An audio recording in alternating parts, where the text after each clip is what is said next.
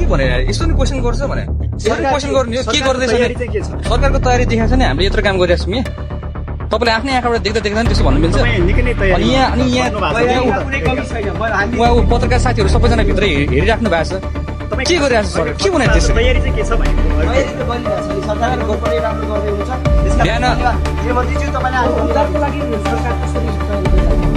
उद्धारको लागि तपाईँको सबै सामानहरू सबै हामीले रिलिफ डिस्ट्रिब्युसनको लागि सामान पहिलो चाहिँ हाम्रो प्राथमिकता रेस्क्यु हुन्छ क्या अहिले सबै हेलिकप्टरहरू परिचालन हामीले गरिसकेका छौँ भने कुनै पनि कसैको लागि प्राइभेटली उडाउनु पाइँदैन अहिले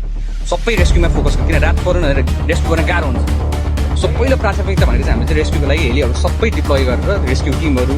त्यही अनुसारमा डिप्लोय भइसकेको छ अहिले बुझ्नुभयो यसपछि भने सेकेन्ड रिलिफ अनि उहाँहरूले बस्ने व्यवस्थाहरू छुट्टै हुन्छ नि त त्यो त तपाईँ आफै जानुहुन्छ के छ फिल्डमा होइन अहिले हेलीमा चाहिँ एकदम नेक्स्ट लेभल ड्यामेज छ हजुर एकदम सिरियस कन्डिसन छ नेक्स्ट लेभल ड्यामेज छ माथिको ग्लेसियर फुटेको छ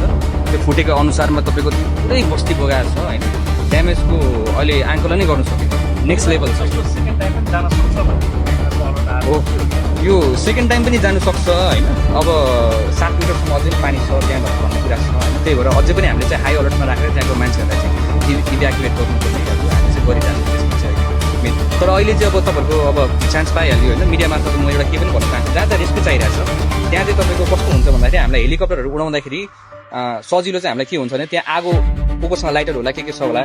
त्यहाँ चाहिँ कुनै आगो बाल्यो भने चाहिँ हाम्रो ठ्याक्क त्यो सिग्नल पाउँछौँ क्या हामीले कहाँबाट रेस्क्यु गर्ने भनेर होइन अनि सबै सहायक सिडीहरूको हामीले नम्बर पब्लिस गरिदिन्छौँ त्यही नम्बरमा चाहिँ कल गरेर हामीले यो ठाउँमा हाम्रो रेस्क्यु चाहियो भनेर भन्यो भने चाहिँ हामी त्यही अनुसार रेस्क्यु गर्न थाल्छौँ हामीले चाहिँ